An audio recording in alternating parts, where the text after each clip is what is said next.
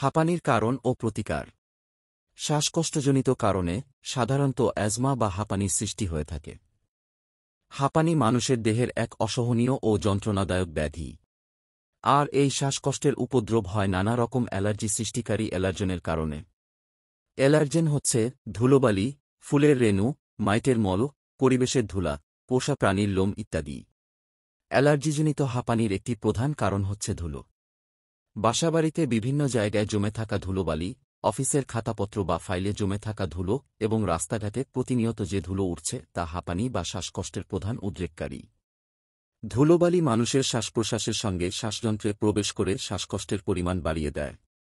অন্য সব অ্যালার্জেনের চেয়ে ধুলো খুব সহজে নিঃশ্বাসের সঙ্গে মানুষের ফুসফুসে প্রবেশ করতে পারে।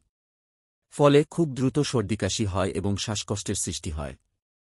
সব ধরনের বা সব জায়গায় ধুলোই যে হাঁপানি বা অ্যাজমার জন্য খুব বেশি ক্ষতিকারক তা কিন্তু নয়।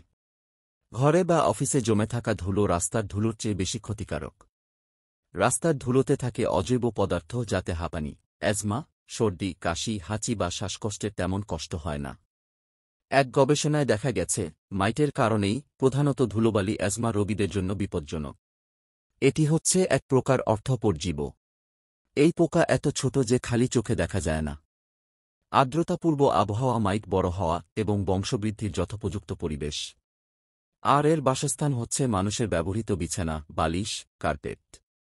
মাইটের শরীর থেকে নির্গত মল, লালা, রস ধুলার সঙ্গে মিশে মানুষের শ্বাসের সঙ্গে দেহে প্রবেশ করে অ্যালার্জির সৃষ্টি করে, যা কিনা পরে হাঁপানিতে রূপ নেয়।